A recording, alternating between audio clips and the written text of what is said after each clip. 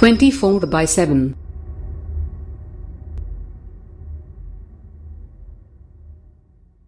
आदाब नाजरीन, NOD TV पे आपका इस्तकबाल है। आइए देखते हैं आज की एक अहम खबर।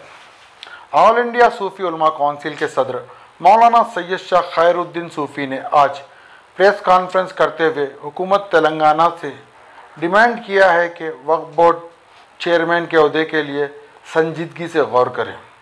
उन्होंने कहा है कि क्या TRS पार्टी के पास सिर्फ 3 मुसलमान बाकी रह गए, और इंतबा दिया है कि अगर औक़ाबी जायदादों के साथ नाइंसाफ़ी की गई तो ऑल इंडिया सूफ़ी उलमा कौंसिल सख्ती के साथ एहतजाज करेगी। आइए देखते हैं तफसीली रिपोर्ट। अस्सलामु अलैकुम रहमतुल्लाहि वबरकातुहू।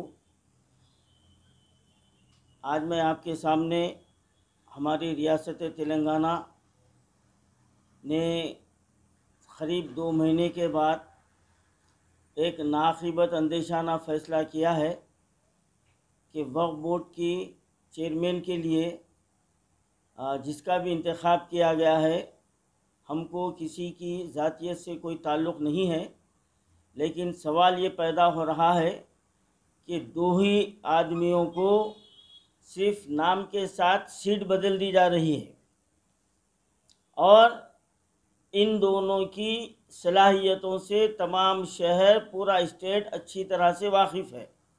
मुझे इनके ताल्लुक़ से कुछ कहना नहीं है। अहम सवाल ये है, क्या TRS सरकार में ले दे के सिर्फ 3 मुसलमान बाकी रह गए हैं? एक महमूद अली साहब, एक सलीम साहब, एक और मसीहुल्लाह साहब। क्या इससे हट के TRS सरकार में कोई मुस्लिम कायदीन नहीं है? क्या वो लोग जो इब्तिदा में TRS से जो है ना तेलंगाना तहरीक में जो हर तरह से जो है ना अपनी कुर्बानियाँ पेश की, क्या उनको पसे पुश डालकर उनकी जो है ना वफादारी का ये सिला दिया जा रहा है? ये एक अहम सवाल है। और दूसरा अहम सवाल है कि जो मुसलमानों के ख़ास कारपोरेशन है, उस पर ऐसे लोगों को बिठाया जा रहा है जिनकी सलाहियतें ज़ीरो के बराबर है। और एक बात हमारे सामने आ रही है, अब जो मौजूदा वक्फ बोर्ड का चेयरमैन जिनको नामज़द किया गया है, वो रियल इस्टेट के कारोबार करने वाले हैं।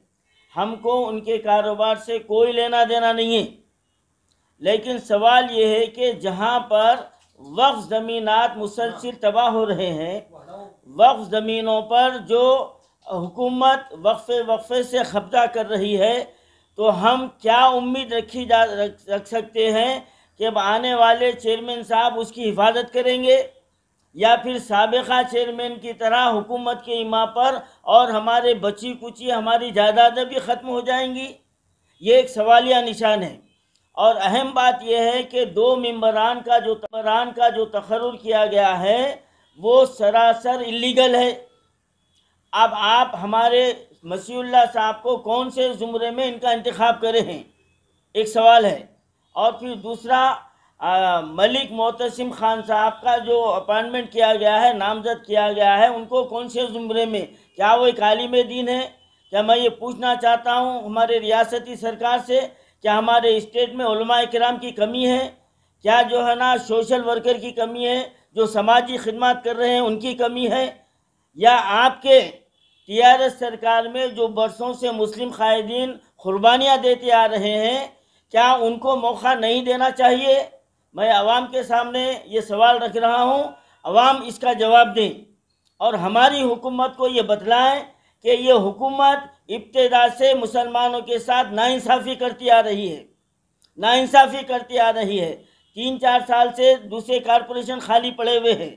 और ये भी हमारे इल्म में बात आई है कि जब रियासती हज कमेटी के चेयरमैन की कुर्सी पर थे, तो उस वक्त उनकी 1 साला कारकर्दगी पर भी सवालिया निशान है। इंतज़ामात के ताल्लुक़ से कई शिकायतें वसूल हुए हैं। और फिर ये अल्लाह की तरफ से हुआ कि 2 साल हज जो है ना कोविड की वजह से बंद हो गया, वरना और असलियत सामने आती। तो अब आगे ये वक्फ इमलाक की सयानत का क्या हमारे पास जो ना ठोस इक़दाम का हम यकीन करना चाहिए।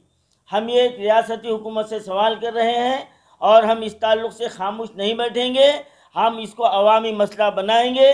हमारा ये मुतालबा है कि वक्फ बोर्ड के ज़िम्मेदार कारपोरेशन पर जो खालिस मुसलमानों की मिल्कियत है उस पर एक शफाफ शख्सियत को नामजद किया जाए जो ईमानदारी से वक्फ इमलाक की सयानत कर सके।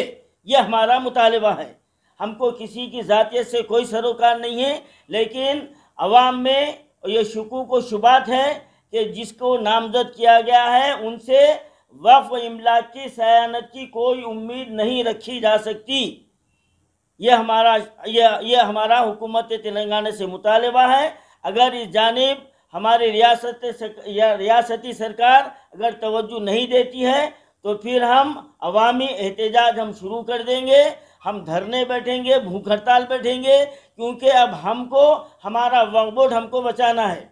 मैं अवाम के सामने एक बात की वजाहत करना चाहता हूँ कि मेरी महमूद अली साहब के चिंबर में मुलाकात हुई थी तो उन्होंने वक्फ के ताल्लुक़ से ये जुमला कहा था कि हम तो ये चाहते हैं कि वक्फ बोर्ड को ही